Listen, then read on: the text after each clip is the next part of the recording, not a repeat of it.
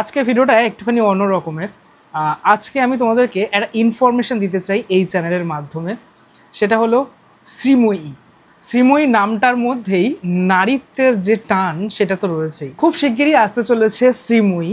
যারা যারা ইন্টারেস্টেড আছো তারা অবশ্যই কন্ট্যাক্ট করো। খুব ভালো একটা প্রোগ্রাম হতে চলেছে আর আমার এলাকায় হতে চলেছে। আর তোমরা যদি আসো সেখানে তো আমার সাথে দেখা হয়েই যাবে। শুধু আমি না, আমার সাথে আরও অনেক মানুষজন সেখানে তো থাকবেই। চলো দেখা হচ্ছে তাহলে শ্রীময়ীর অডিশনে।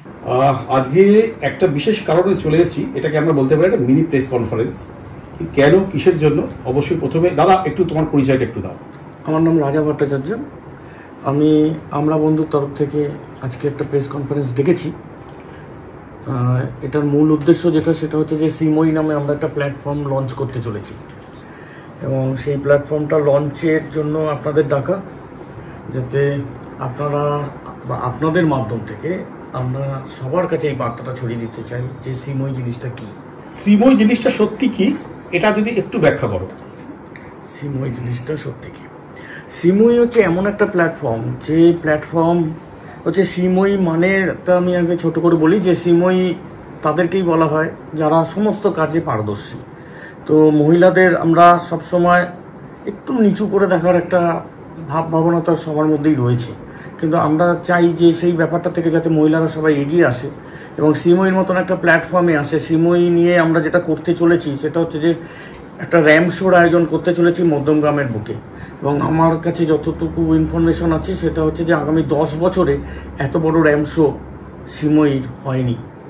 এবং সেই প্ল্যাটফর্মে আমরা চাই যে সমস্ত মেয়েরা যাতে এখানে এসে অংশগ্রহণ করে, সে কুমারী হোক বা বিবাহিত হোক বা যে কোনো কিছু হোক। হ্যাঁ, আমরা একটা নির্দিষ্ট বয়সের একটা এজ লিমিট হচ্ছে 18 থেকে 45 বছর বয়স পর্যন্ত।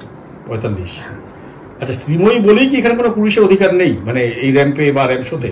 না, শ্রীময়ী দেখো, যেহেতু নামটা শ্রীময়ী সেই জন্য আমরা পুরুষকে রাখিনি, কারণ এটা তাহলে মিস্টার অ্যান্ড মিসেস একটা কম্পিটিশন হতো।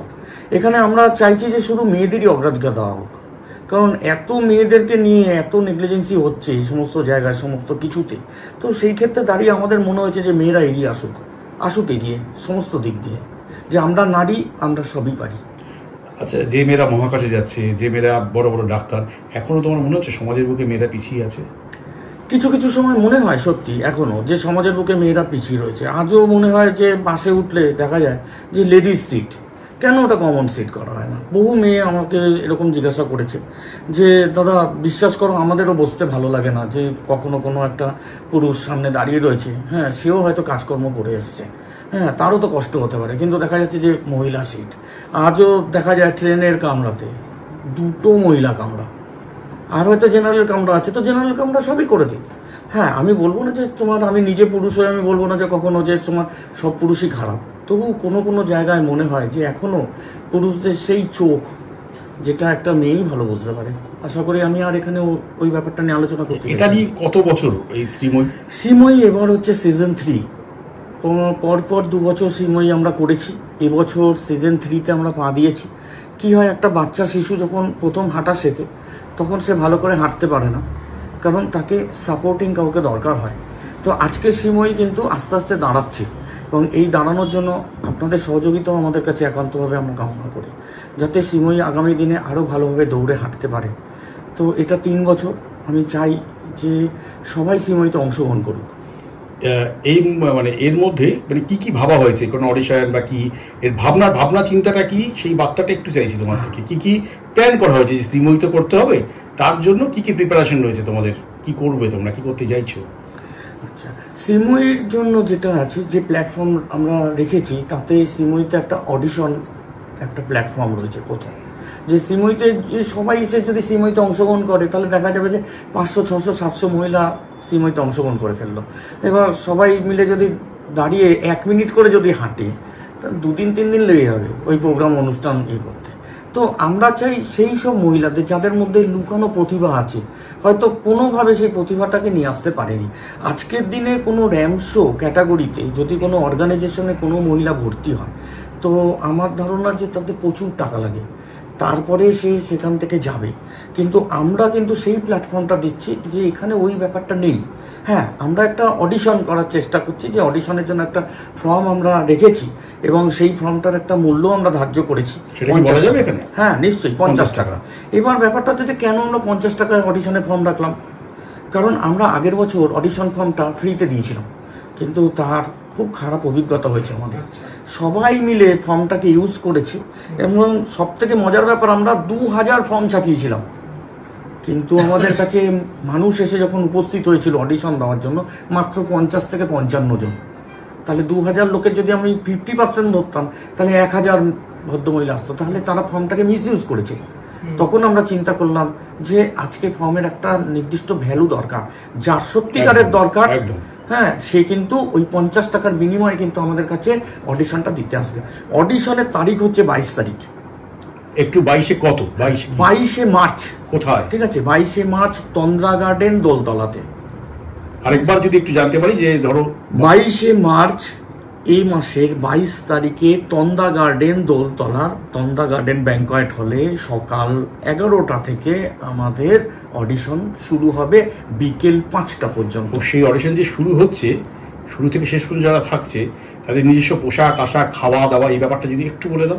অডিশনের দিন আমাদের কোনো রকম কোনো পোশাক আশাক বিধি কোনো কিছুই নেই, সে যেটাতে কমফোর্টেবল ফিল করবে তিনি সেটাই আসবে। এছাড়া খাওয়া দাওয়ার ব্যাপারটা আমরা সেদিনকে কোনো কিছু করছি না, কিন্তু হ্যাঁ, অডিশন দেওয়ার পর দেখা গেল যে তিনি সিলেক্টেবল হলেন, তো এই মুহূর্তে আমরা মাত্র 36 জনকে সিলেক্টেবল করব। আমাদের সিলেকশন প্যানেল কমিটি নিশ্চয়ই থাকবে এবং অনেক বড় বড় জাজেরা সেদিন থাকবে। এই যে 36 জন যদি সিলেক্টেবল হয়, তাহলে তাদেরকে 1000 টাকা করে কিন্তু রেজিস্ট্রেশন ফর্ম ফিল আপ করতে হবে। যদি কোনো কারণে সে রেজিস্ট্রেশন ফর্ম ফিল আপ করতে পারলো না, অথচ তোমার সে সিলেক্টেবল হয়ে গেল, কিন্তু তাকে তো একটা নির্দিষ্ট টাইম দেওয়া হবে। যদি দেখা যায় যে তোমার সে অংশগ্রহণ করতে চাইছে না বা অংশগ্রহণ করতে পারলো না, দেন পরবর্তী যে ক্যান্ডিডেট সে কিন্তু অটোমেটিক্যালি সেখানে চান্স পাবে। এই তন্দ্রা গার্ডেন এখানে কিভাবে আসবে সেটা একটু বলুন। আচ্ছা, তন্দ্রা গার্ডেনে আসার জন্য যারা শিয়ালদার দিক থেকে আসবে, যদি ট্রেনে করে আসে, তাহলে তারা মধ্যমগ্রাম স্টেশনে নামতে হবে এবং মধ্যমগ্রাম স্টেশন থেকে অটো বা টোটো করে দোলতলা স্টপেজে আসতে হবে এবং দোলতলা স্টপেজ থেকে তন্দ্রা গার্ডেন হাঁটা পথে 2 মিনিট। ঠিক আছে, আর এছাড়া কেউ যদি বাসে করে আসে, তাহলে দোলতলা বাস স্টপেজেই নামতে হবে তাকে, এবং দোলতলা বাস স্টপেজে নামলে তন্দ্রা গার্ডেন যে কোনো মানুষকে দেখিয়ে দিলেই চিনে যাবে। এছাড়াও আমাদের আরও বড় বড় অনেক হোর্ডিং আসছে, যেগুলো তন্দ্রা গার্ডেন বা দোলতলার আশেপাশে দেওয়া থাকবে, যে অডিশন যখন হবে কোথা থেকে হবে, কিভাবে হবে। এছাড়া একটা কন্ট্যাক্ট নাম্বার আমরা দিয়ে দিচ্ছি, 8910922455। এটা আমার নাম্বার, রাজা ভট্টাচার্য। কোনো রকম যদি কোনো প্রবলেম হয়, তাহলে আমাকে যে কোনো সময় হোয়াটসঅ্যাপ বা কল করলেই হবে। আচ্ছা, এই ইভেন্টে কোনো স্পেশাল কেউ তার কি উপস্থিত হচ্ছেন কি কেউ? হ্যাঁ, এই ইভেন্টে এই মুহূর্তে আমরা অনেক বড় বড় মডেলদের সাথে কথা বলছি। আমাদের কথা চলছে এখন কলকাতার বুকে নামকরা মডেল মাধবীলতা মিত্র, তিনি বলেছেন যে তিনি আসবেন, এবার তার সাথে আমাদের কথাবার্তা চলছে। স্যান্ডি রং। হ্যাঁ, আপাতত আপনারা যারা টিভিতে সিরিয়াল দেখেন, রোশনাই এখন খুব ভালো একটি সিরিয়াল, রোশনাইয়ের যে গুরুজি হয়েছিল স্যান্ডি রং, তার সঙ্গে আমাদের কথাবার্তা এগিয়ে গেছে, তিনি আসছেন। এছাড়া আমাদের জাজ হিসেবে উপস্থিত থাকছেন পারমিতা ব্যানার্জি, তিনিও মডেল জগতের লোক এবং অভিনেত্রী, আপনারা সবাই চিনবেন। এছাড়া আরও অনেক ফটোগ্রাফার জগৎ থেকে আসছে, মিডিয়া জগৎ থেকে প্রচুর লোকজন আসছে এবং তারাও থাকবে, এবং ওরা আমরা আগামী দিনে আরও প্রকাশ করে দেবো যে আরও কারা কারা থাকছে আমাদের সাথে। ধরুন যে একদম সব কিছুকে ফেলে যে ফাইনালে উপস্থিত হলো, এবার তাকে নিয়ে পরবর্তী পদক্ষেপ আপনাদের কি হবে? হ্যাঁ, এবার যারা শুধু ফাইনাল নয়, আমি আরও একটু আপনাদের মাধ্যমে জানাতে চাই, আমরা ক্লিক ডিরেক্টরের সাথে কথা বলছি। ক্লিক একটা ওটিটি প্ল্যাটফর্ম, হ্যাঁ, তার ডিরেক্টরের সঙ্গে আমার পার্সোনালি কথা হয়েছে। তিনি বলেছেন যে তাদের এখন তো সবই ওটিটি আর ওয়েব সিরিজের যুগ, এখন তো মানুষ টিভি দেখেই না, প্রায় এত মোবাইল মানুষের হাতে রয়েছে, তো যার জন্য ওরা আমাকে একটু কমিটমেন্ট করেছে যে ওদের মধ্যে যদি ওই 36 জনের মধ্যে অ্যাটলিস্ট, আমরা বলেছিলাম যে প্রথম যে গ্রুপটা গ্রুপ ওয়াইজ যারা আসছে, যে প্রথম 12 জন কি তারপরে 6 জন এরকম করে যারা মেন, ওরা তখন বললো যে না, আমরা 36 জনের মধ্যে যদি আমাদের কাউকে ভালো লাগে, মেন প্রোগ্রামের দিন তাদেরকে আমরা ইনভাইট করছি। ওটিটি প্ল্যাটফর্মে কিন্তু তাদের একটা বিরাট বড় চান্স আছে। এছাড়া ক্যালেন্ডার ফটোশ্যুট সেটা হবে, প্লাস ক্যাশ প্রাইজ রয়েছে, এছাড়া আরও নানা রকম অনেক কিছুই আছে। ধন্যবাদ। আমার বন্ধু শ্রীময়ী আরও অনেক এগিয়ে যাক, এটা আমরা এইটুকু বলতে পারি। আমরা পাশে আছি, এটা বললাম। Thank you.